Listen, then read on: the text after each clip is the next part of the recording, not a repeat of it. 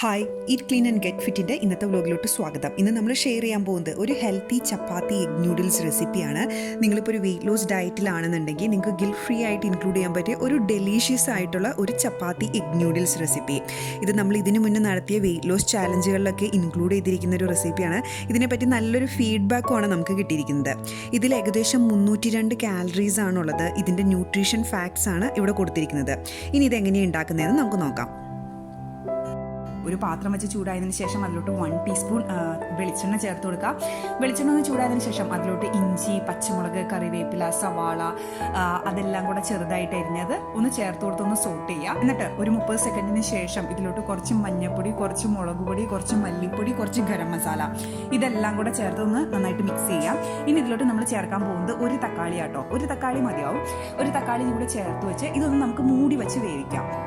ഈ തക്കാളി ഒന്ന് വെന്ത് കിട്ടുമ്പോഴത്തേക്കും നമുക്ക് 2 മീഡിയം സൈസുള്ള ചപ്പാത്തി എടുത്തിട്ട് ഇതുപോലെ കട്ട് ചെയ്തെടുക്കാം.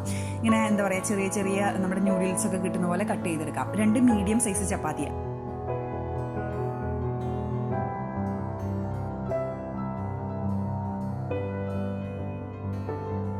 ഇതുപോലെ മുറിച്ചെടുക്കുമ്പോഴത്തേക്കും നമ്മുടെ തക്കാളി വെന്തിട്ടുണ്ടാവും. ഇനി ഈ വെന്ത തക്കാളിയിലോട്ട് നമ്മൾ തുറന്നു വെച്ചതിന് ശേഷം 2 മുട്ട ചേർത്ത് കൊടുക്കാം. 2 മുട്ട ചേർത്ത് കൊടുത്തതിന് ശേഷം നമുക്കിതൊന്ന് നന്നായിട്ട് കുക്ക് ചെയ്തെടുക്കാം. ഈ മുട്ട ഒന്ന് ഏകദേശം വെന്ത് കഴിയുമ്പോൾ നമുക്കൊന്ന് മൊത്തത്തിൽ ഇളക്കിയിട്ട് കൊടുത്ത് നിങ്ങൾക്ക് എത്രത്തോളം ഡ്രൈ ആയി കിട്ടണോ അത്രത്തോളം അത് ഒന്ന് ഡ്രൈ ആയി കിട്ടുന്നവരെ കുക്ക് ചെയ്യുക. നിങ്ങളുടെ ആ ഇഷ്ടമുള്ളൊരു വേവ് പാകമായി കഴിയുമ്പോഴത്തേക്കുണ്ടല്ലോ, നല്ല ഡ്രൈ പരുവാകുമ്പോഴത്തേക്കും നമ്മളിങ്ങനെ ഈ മുറിച്ച് വെച്ചിരിക്കുന്ന ഈ ചപ്പാത്തി ഉണ്ടല്ലോ, ഈ ചപ്പാത്തി ഇതിലോട്ട് ചേർത്ത് കൊടുക്കാം. ഇനി ഒരു 30 സെക്കൻഡ്സും കൂടി ഇത് വേവിച്ചെടുത്താൽ മതിയാവും. ഇനി ഇതെല്ലാം കൂടെ ഒന്ന് നന്നായിട്ട് മിക്സ് ചെയ്യുക. ഉപ്പ് ആവശ്യമുണ്ടെങ്കിൽ മാത്രം ചേർത്ത് കൊടുക്കാം. ഇത് നല്ല ടേസ്റ്റ് ആട്ടോ കഴിക്കാൻ. ഇനി ഇതിൻ്റെ ഒപ്പം കെച്ചപ്പ് അങ്ങനത്തെ ഐറ്റംസ് ഒന്നും ചേർക്കണ്ട, ജസ്റ്റ് ഇത് മാത്രം കഴിച്ചാൽ മതി. ഇത് നല്ല രുചിയാണ്. ഇനി ഇതിൻ്റെ കൂടെ കുറച്ച് സാലഡ് ചേർക്കാനും മറക്കരുത് കേട്ടോ. കുറച്ച് കുക്കുംബറോ ക്യാരറ്റോ അങ്ങനെ എന്തെങ്കിലും പൊടിയായിട്ടായിരുന്നു കുറച്ച് ലെമൺ ജ്യൂസ് സോൾട്ടും കൂടെ ചേർത്താൽ അതും ഇതിൻ്റെ ഒപ്പം ഒരു നല്ല കോമ്പിനേഷനാണ്.